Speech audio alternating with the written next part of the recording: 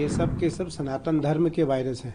आप कुंभ पर कुठाराघात करके सनातनियों पर कुठाराघात कर रहे हैं, निसंदेह आपके लिए अच्छा नहीं है। आप भारत में रहते हो, आप पाकिस्तान में नहीं रहते हो। हरिद्वार कुंभ लगा था, तब विपक्ष ने आरोप लगाया था कि देश में जो वायरस फैला है उसका कारण कुंभ रहा था। दोबारा कुंभ लगा है, इसमें अव्यवस्था को लेकर एक भ्रम फैलाने की कोशिश करनी, उस पर क्या कहना है? देखो, वो मुझे लगता है ये सब के सब सनातन धर्म के वायरस हैं।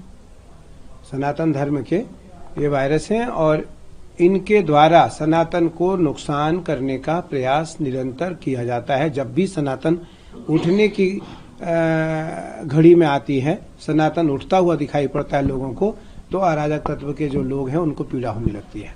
कभी कुंभ से, मैं कह रहा हूं आप राजनेताओं से पीड़ा करो ना, राजनेताओं से प्रतिद्वंद्विता रखो। सनातन तो साधुओं का है, सनातन कुंभ तो साधुओं का है, कुंभ सनातनियों का है, कुंभ अखाड़ों का है।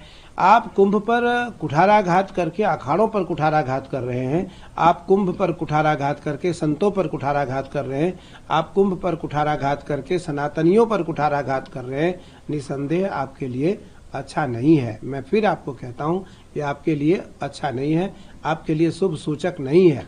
इसीलिए आप निरंतर इस बात का ध्यान रखें। आप भारत में रहते हो, आप पाकिस्तान में नहीं रहते हो, आप भारत से बाहर नहीं रहते हो।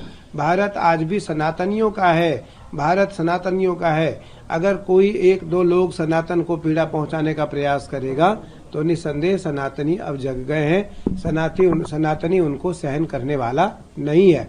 या वो हरिद्वार कुंभ हो, वही कोरोना काल में सबको पता है, जब कुंभ प्रारंभ हुआ और कोरोना आई तो सबसे पहले निरंजनी अखाड़े ने इसका घोषणा किया कि मैं कुंभ को विराम दे रहा हूँ। कौन सा भारत का ऐसा कोई प्राणी है जिसने ये कहा हो कि नहीं, मैं अपना बिजनेस बंद कर रहा हूँ, मैं अपना काम बंद कर रहा हूँ, मैं अपनी राजनीति बंद कर रहा हूँ? उस समय तो किसी ने नहीं कहा। मुझे लगता है अखाड़ों ने आगे आकर के यह काम किया है। इस बार भी जब छोटी सी घटना कुंभ में हुई और उस घटना में हमारे कुछ श्रद्धालु हताहत हुए, तो सबसे पहले अखाड़ों ने घोषणा किया कि मैं स्नान तब तक नहीं करूंगा जब तक हमारे आम श्रद्धालु स्नान नहीं कर लेते हैं। तो यह काम तो अखाड़ों का सदैव रहा है और अखाड़े सदैव राष्ट्र रक्षा हेतु काम करते आए हैं। या वो सनातन की रक्षा हो, भारत या स्वतंत्रता संग्राम की बात हो, देश आजाद की बात हो, जब जब देश में आवश्यकता पड़ी राष्ट्र रक्षा के लिए नागाओं ने मोर्चा संभाला। हमारे नागा आगे आकर के इस मोर्चा को संभाल करके और आगे आकर के उन्होंने डट करके उन्होंने भारत को वह सब कुछ दिलाया जो भारत को मिलना चाहिए था। तो इसलिए मैं फिर कहना चाहूंगा कि किसी प्रकार की कोई टिप्पणी ना करें, उससे आपका नुकसान है।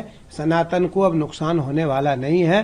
सनातन अब जग गया है, सनातन अब चल पड़ा है, सनातन अब दौड़ पड़ा है रोड पर, और सनातन अब रुकने वाला नहीं। आने वाला कुंभ हरिद्वार का है, उसके बाद आने वाला कुंभ नासिक का है, उसके बाद आने वाला कुंभ उज्जैन का है। आप देखना, आप, क्योंकि मीडिया का बहुत बड़ा योगदान है, मीडिया की बहुत बड़ी भूमिका है, मीडिया की बहुत बड़ी भूमिका है। आज घर घर में कुंभ पहुंचाने का, घर घर में आज कुंभ का संदेश देने का, घर घर में आज घर में बैठे लोग कुंभ को देख सकते हैं, आज सनातन को देख सकते हैं, कुंभ को समझ सकते हैं, कुंभ को जान सकते हैं। तो इसलिए अब मेरा मानना है जो सनातनी नहीं है वो सनातनी हो जाए, उसी में उनका लाभ है। गुरुजी, कुछ विपक्षी पार्टियों ने कहा है कि पैसे लेकर लोगों को दीक्षा दिलाई गई है, क्या कहेंगे उसको लेकर? पैसे लेकर दीक्षा दिलाई गई है। कुछ फिल्म अभिनेत्री थी, कुछ लोग और भी थे, उन लोगों के साथ ऐसा किया गया, तो बाद में उनकी सदस्यता को भंग भी किया गया था।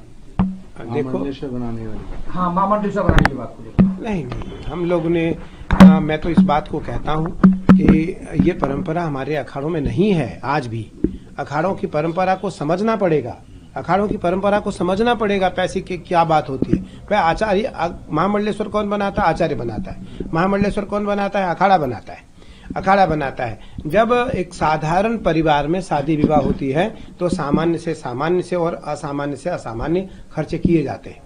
उसी प्रकार अखाड़ों में भी समष्टि होती है, अखाड़ों में भी भंडारे होते हैं, अखाड़ों में भी छोटे छोटे जो साधु होते हैं उनके लिए कुछ छोटी छोटी दक्षिणा तय की जाती है जो जिस योग्य है। इसलिए हमने लगभग इस बार 10 महामंडलेश्वर बनाए और जूना ने भी बनाया, निरंजनी, तो हमने 10 महामंडलेश्वर बनाए। भारत के श्रेष्ठ साधुओं को हमने महामंडलेश्वर बनाया, भारत के श्रेष्ठ साधुओं को हमने दीक्षित करके और हमने महामंडलेश्वर बनाया। मुझे लगता है किसी प्रकार की कोई मांग नहीं रखी जाती है, नहीं रखी जाती है। मैं इसलिए कह रहा हूं क्योंकि महामंडलेश्वर बनाने वाला मैं स्वयं हूं, मैं महामंडलेश्वर बनाता हूं।